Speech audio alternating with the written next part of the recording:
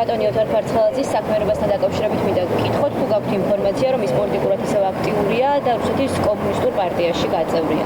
იქნება თუ არა ოთარ ფარცხალაძე რუსი დეპუტატი. პირველების ინფორმაციით საქართველოდან გაქცეული ბიძინა ივანიშვილის ახლოგარემოცვის ყოფილი წევრი რუსეთის კომუნისტურ პარტიაში გაწევრიანდა. ორგანიზაცია საქმიანი რუსეთის ვებგვერდზე გამოქვეყნებული ფარცხალაძის ბიოგრაფიის თანახმად, ის 2021 წლიდან რუსეთის კომუნისტური პარტიის რეგიონულ საბჭოში ირიცხებოდა. თუმცა, პირველების ინფორმაციით ახლა ის უკვე კომუნისტების წევრია. Ჩვენთვის ცნობილია, რომ ოთარ რომანო ფარცხალაძე არის ბიზნესში, მისი პოლიტიკური აქტიურობის შესახებ ჩვენთვის ცნობილი არა. პირველებისთვის ცნობილი ხდება, რომ ოთარ ფარცხალაძე კომუნისტების სიით ცდილობდა რუსეთის სათათბიროს წევრობას.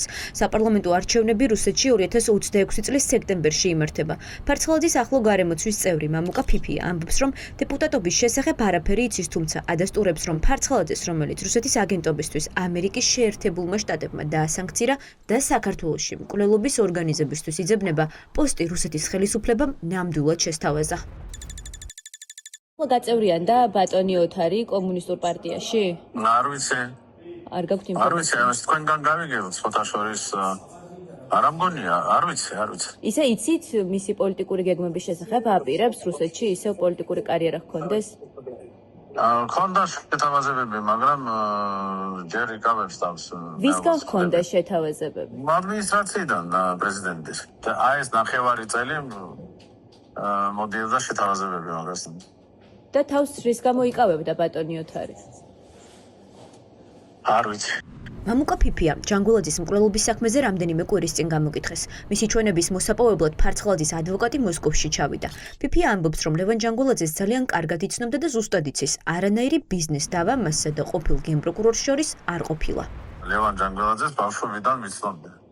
ჩვენ ლევანი და ჩვენ, რა ვიცი, ერთი ოჯახი ვიყავით. და ნამდვილად შეგიძლიათ თქვათ, რომ არანაირი სიგარეტის და ალკოჰოლის შესახებ დაპირისპირება, გაურკვევლობა არ ყოფილა ბატონ ოთარს და ლევანს შორის? არა, რას ამბობთ? ტყუილია. გამორიცხულია.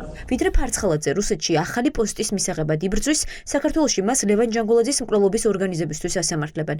დღეს პროცესზე ცნობილი გახდა, რომ ფარცხალაძემ მისი ადვოკატი მოსკოვში ჩაიყვანა, სადაც რამდენიმე მოწმე გამოკითხა, ვინც ფარცხალაძის უდანაშაულობაზე საუბრობს. ერთ-ერთი მისი გამოკითხვის ოქმით საქმეში გაჩნდა კანონიერი ქურდის დედ ჰასანის შვილიშვილია, რომელიც უკვე თვეებია ლევან ჯანგულაძის მკვლელობის დამკვეთად სახელდება. ირაკლი უსოიანის ჩვენება პროკურორის თქმით საქმეში არაფერს სვლის, თუმცა კანონდარღვევითაა მოპოვებული, ამიტომ საქმეს არ უნდა დაერთოს. ჩვენება ირაკლი უსოიანის, რომელიც შეადგენს დაახლოებით ერთ გვერდს არც კიდე, არის ესეთი ჩანაწერი, რომ როგორც თვითონ ამბობს, ბაბუა მის აქვს დაბარებული, რომ თუ რამე მოუვა, არ დაინტერესდნენ ამ შედეგით და ამ ასე დანაბარებს ასრულებენ პირნათლად. ეს არის მთელი ჩვენება ირაკლი უსოიანის. რაც შეეხება მამუკა ფიფიას, მამუკა ფიფია უბრალოდ ადასტურებს ნაცნობობას, როგორც ფარცხალაძის, ასევე ჯანგველაძის და ამ შემთხვევაში რაიმე ხირებული და მნიშვნელოვანი საქმისათვის მას უყურეს შემთხვევაში გამოკითხულში არ არის ასახული. დაცვის მხარე ითხოვს საქმეს მტკიცებულებად არ დაერთოს რუსეთის ორი მოქალაქის ჩვენება, ვინც ლევან ჯანგველაძის ახლო გარემოცვას წარმოადგენდა და ქართულ გამოძიებას პირდაპირ უთხრა, რომ თბილისში მოკლული ბიზნესმენი ფარცხალაძისგან საფრთხეს ელოდა და მასთან ღია დაპირისპირებაში იყო. ბრალდების ოქროს მოწმეები არიან ეგრეთ წოდებული ცრუ მოწმეები, მათ მიმართ კომპეტენტური ორგანოების მხრიდან დაიწყო სისხლისამართლებრივი დევნა. რუსულ გამოძიებას გულისხმობთ? დიახ, მოქალაქე, ფედერაციის მოქალაქე, შესაბამისად მიმართვის საფუძველზე კომპეტენტური ორგანოების მხრიდან დაიწყო გამოძიება, გამოძიების ფარგლებში ორივე პირი მიეცა პასუხისმგებლობაში და ისინი არიან ბრალდებული სტატუსის მატარებლები დღევანდელ დღეს.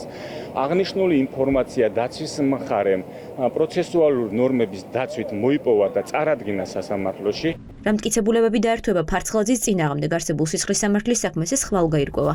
პროკურატურა კი შეკვეთილი მკვლელობის საქმეზე ბრალდებულ პირთა წრის გაფართოებას არ გამორიცხავს. ამ საქმეზე უვადო თავისუფლების აღკვეთა უკვე აქვს შეფარდებული ფარცხალაძის გარემოცვის 3 წევრს და ქილერს, რომელმაც მკვლელობა აღიარა.